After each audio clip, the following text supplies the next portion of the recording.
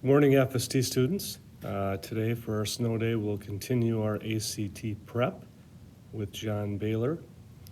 The first thing I would like you to do is going online.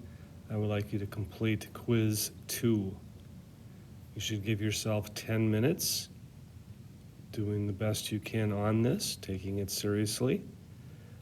Give yourself 10 minutes. Remember some of the strategies that we've talked about as far as plugging in answer choices. Put down what you know and working swiftly at that one question per minute pace.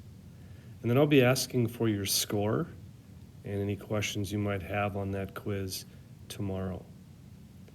When you complete that quiz, I'd like you to begin watching video 3A.